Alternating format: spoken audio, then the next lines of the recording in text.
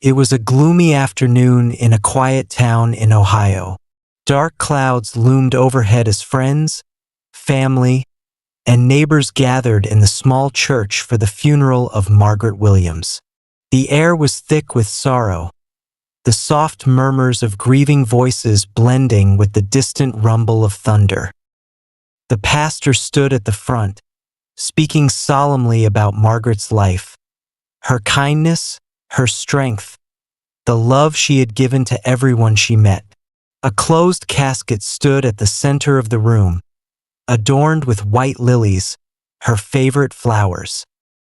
Just as the ceremony was reaching its most solemn moment, a sudden, desperate voice shattered the silence. "Stop! My mother is still alive." All heads turned in shock. At the entrance of the church stood a young boy, his face pale, his eyes wide with terror. The room fell into a stunned hush as everyone turned toward the coffin, fear and disbelief creeping into their hearts. For a long, frozen moment, no one moved. The boy's voice still echoed in the air, clashing with the quiet sobs that had filled the room only seconds before. His small chest rose and fell rapidly, his fists clenched at his sides. Reverend Dawson, the officiant, was the first to break the silence. He cleared his throat, his voice gentle but firm. "Son, I know this is hard, but your mother is. She's alive." The boy interrupted, his voice cracking with urgency. "I heard her. She called my name." Murmurs spread through the crowd like ripples in water. Some exchanged uneasy glances, while others looked toward the coffin with apprehension. Margaret Williams had been pronounced dead 3 days ago. The doctors had confirmed it. How could this boy, barely 10 years old, claim otherwise? The boy rushed forward, pushing past stunned mourners. His small hands landed on the polished mahogany of the coffin. His breath came in short gasps, his fingers trembling as he pressed his ear against the wood. And then, a faint sound. A whisper. A scratch. Gasps erupted throughout the room. Someone stifled a scream. The funeral director, a seasoned man who had presided over hundreds of services, went pale. The boy turned to the crowd, his eyes wild with both fear and hope. "You heard it. You all heard it." Reverend Dawson took an uneasy step forward. It could be your imagination, son. The mind plays tricks when we grieve." "No!" The boy's voice cracked with desperation. He pounded on the coffin lid. "Mom! Mom! I'm here. I hear you. We'll get you out." Now, the uncertainty in the room turned to panic. People shifted uncomfortably, whispering among themselves.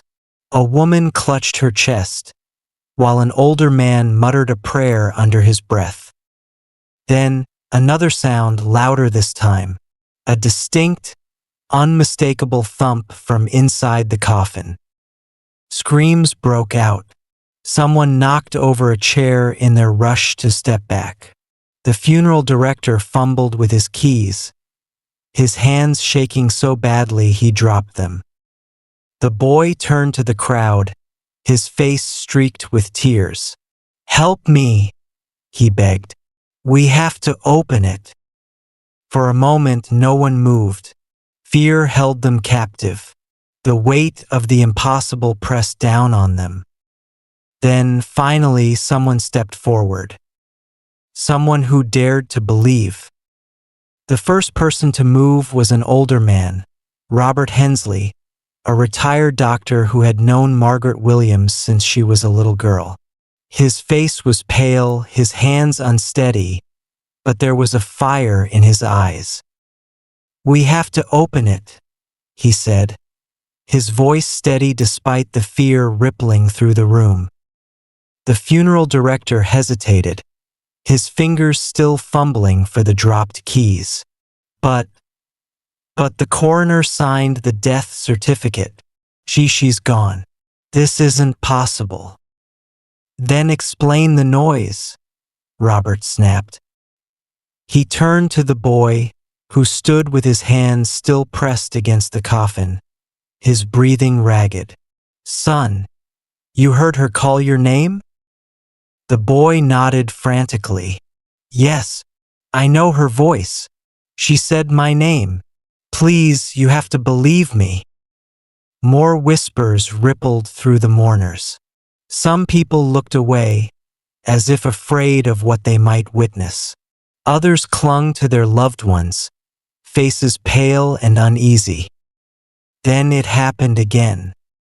A knock, louder this time, then another, and another. A muffled cry. A choked, desperate gasp from inside the coffin. Screams rang through the church. A woman fainted, and a man cursed under his breath, backing away toward the door. The funeral director finally found the keys and turned to Reverend Dawson, his face drenched in sweat. What do we do? Reverend Dawson looked around at the terrified congregation. His own hands trembled as he tried to process what was happening. Then he set his jaw and faced the coffin. We open it.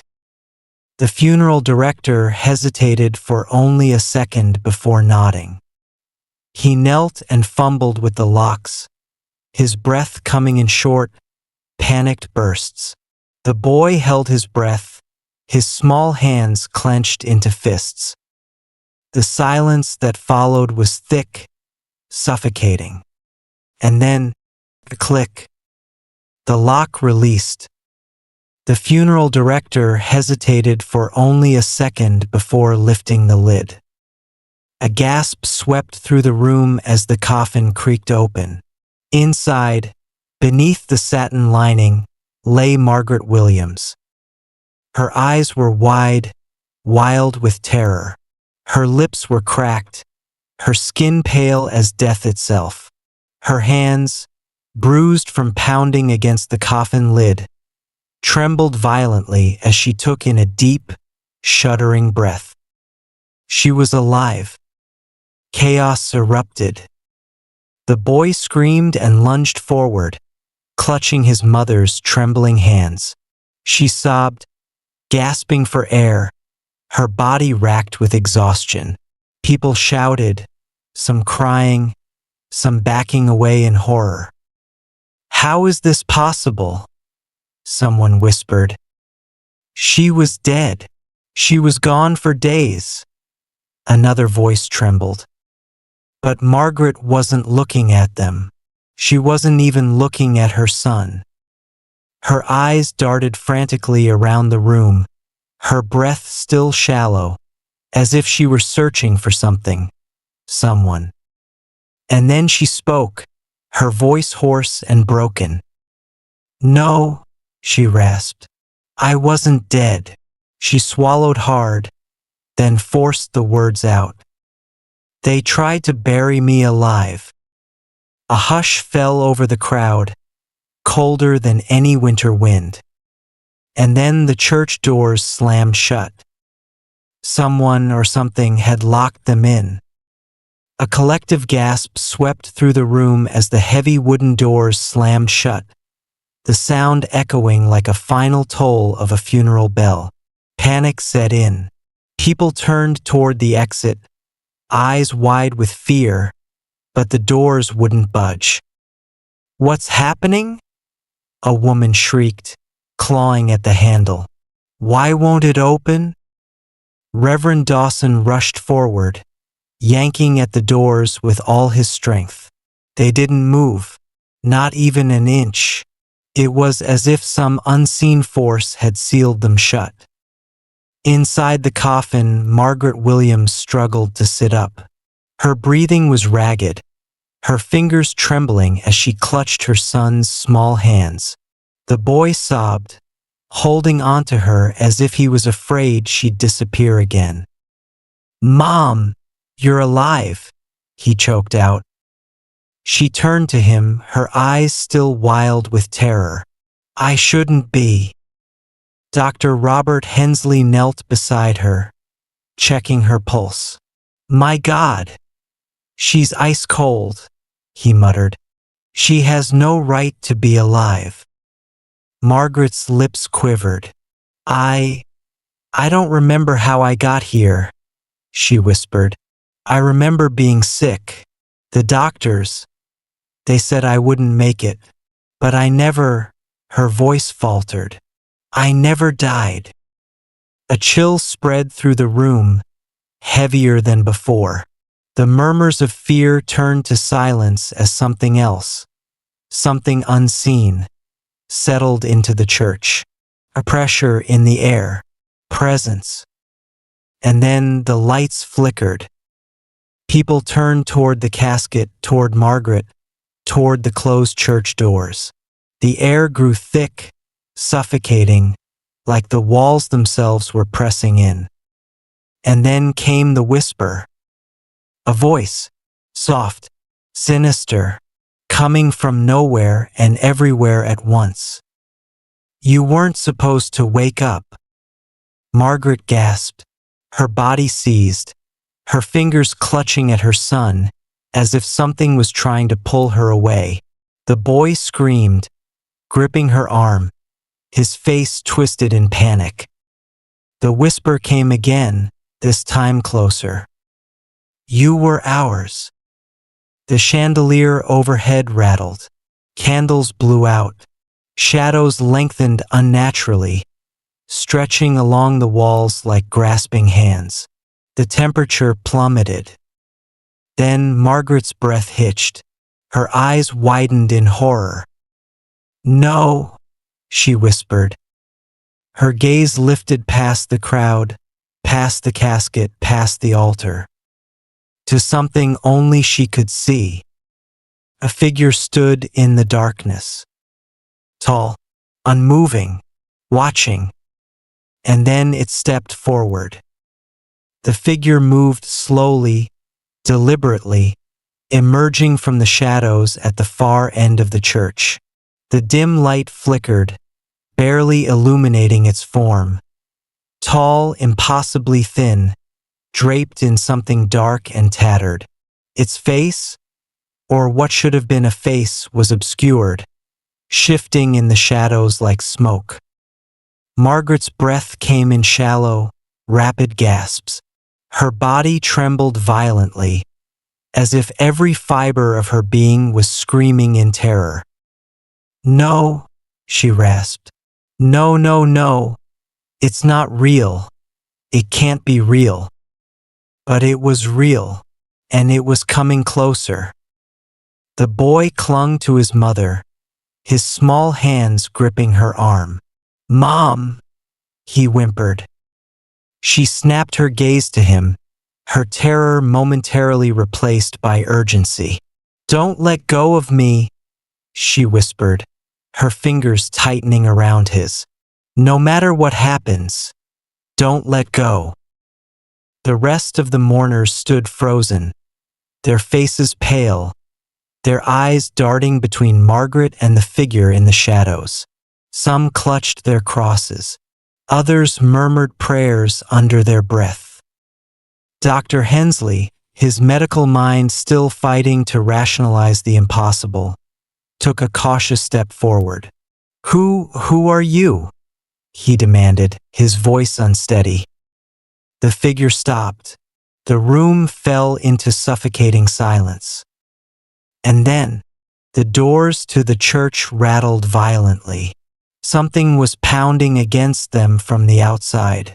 Fists, dozens of them. Bang, bang, bang. Screams erupted. People scrambled toward the doors, yanking, pulling, pushing, but they wouldn't open. "Someone's out there," a man shouted. "They're trying to get in."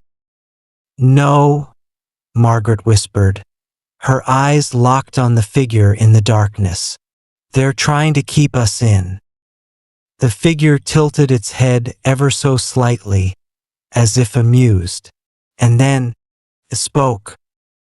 The voice was deep, ancient, layered with something unnatural, as if more than one being spoke at once.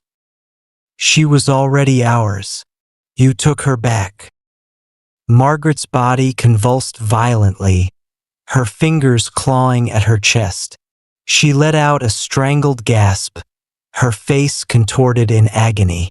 The boy screamed, trying to hold on to her, but something unseen was pulling her back. Dr. Hensley rushed forward, grabbing her shoulders. "Margaret, stay with us. Breathe." Tears streamed down her face as she gasped. "They don't let go. Once they take you, they never let go." The whispers returned, growing louder, surrounding them. "Give her back." The lights flickered wildly.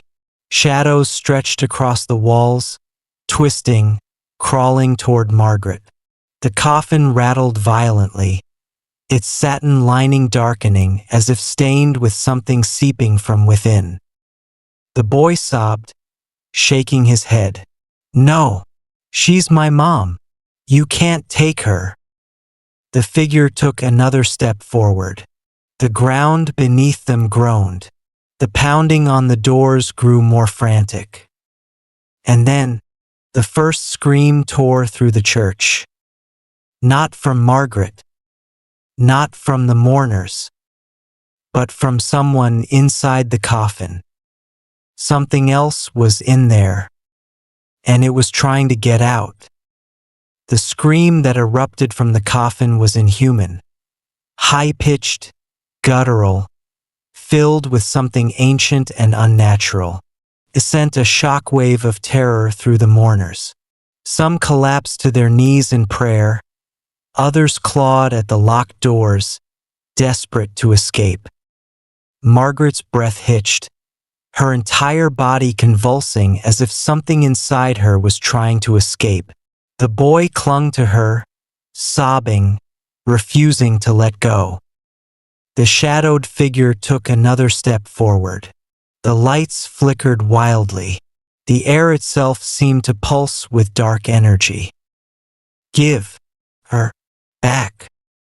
The whisper was now a deafening command, rattling the walls of the church.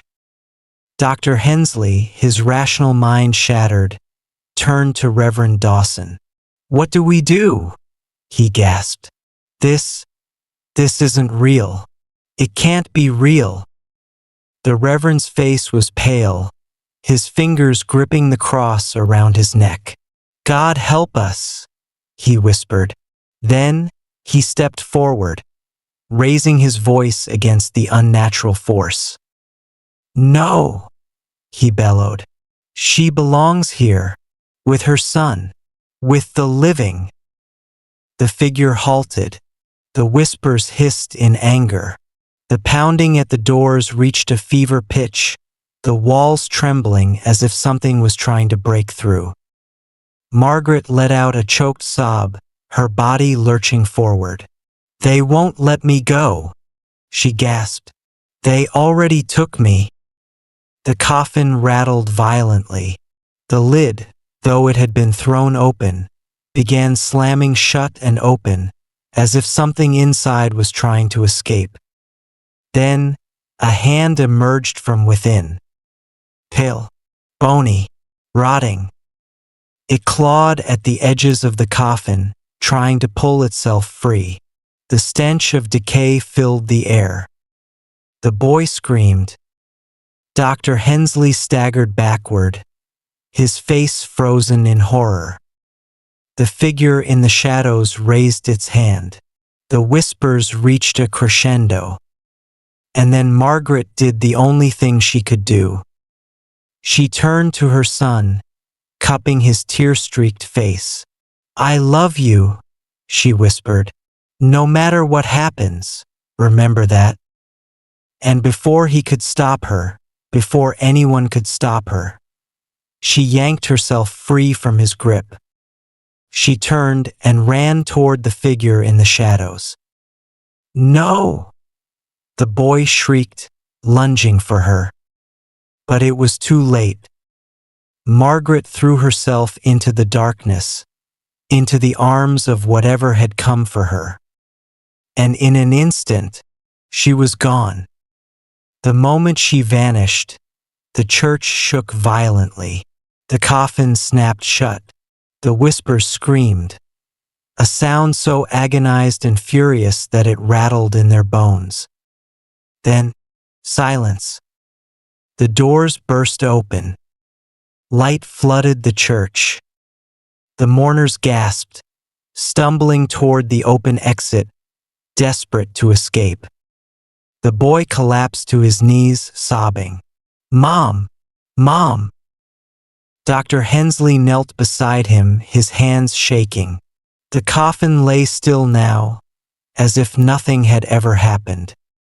But Margaret was gone. The shadowed figure was gone. The whispers were gone. Only an eerie stillness remained. Reverend Dawson slowly approached the coffin, his breath unsteady. With trembling hands, he reached out and touched the lid. Cold, ice cold. And carved into the wood, where there had been smooth satin lining before, were 3 words: "She was ours." Outside, the sun began to rise. But inside that church, the darkness would never truly leave.